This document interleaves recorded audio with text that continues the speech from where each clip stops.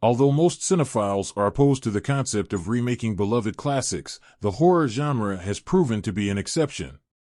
Many of the greatest horror films of all time are actually remakes. David Cronenberg's The Fly was a far more disturbing film than the cheesy original. John Carpenter elevated the premise of The Thing from another world with his masterpiece The Thing. And the 1978 version of Invasion of the Body Snatchers is perhaps even scarier than the 1956 original.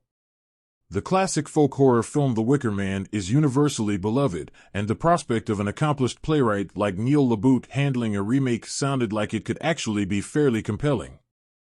However, the 2006 remake of The Wicker Man became the subject of ridicule due to the inadvertently hilarious performance by Nicolas Cage.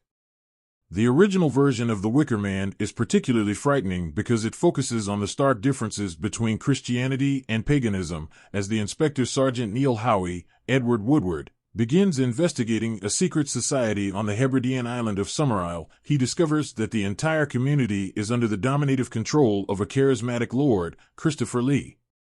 While this was a great way to explore religious paranoia, the remake of The Wicker Man shifts the focus to explore gender dynamics.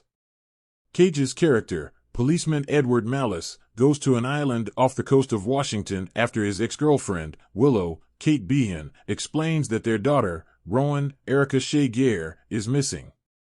Once he arrives, Edward realizes that the island is occupied by a female village that worships the powerful Sister Summerisle, Ellen Burstyn, who may have sinister intentions for him. The commentary in The Wicker Man doesn't work because of the shallow writing, which results in very strange characterizations. The film attempts to explore why women would be driven to form a society that is completely disconnected from the outside world, but never takes the time to develop any of the female characters, despite a talented cast that includes Frances Conroy and Molly Parker.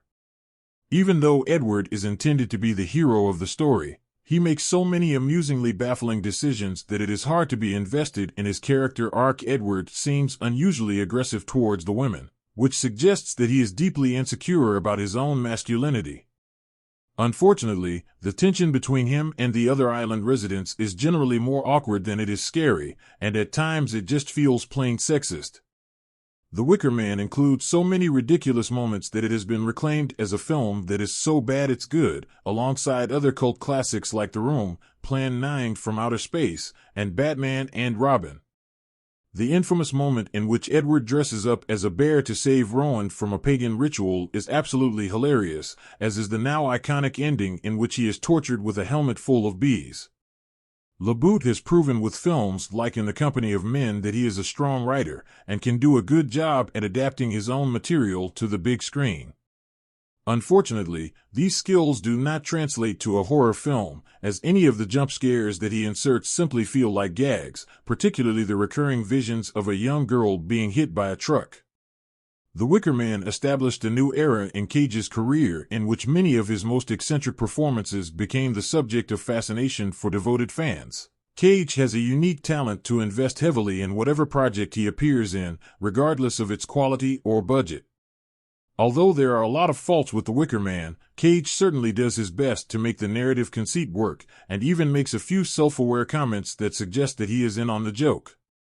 Everybody involved is giving it their all, and the technical quality of the movie is good, with some nice use of picturesque locations throughout British Columbia.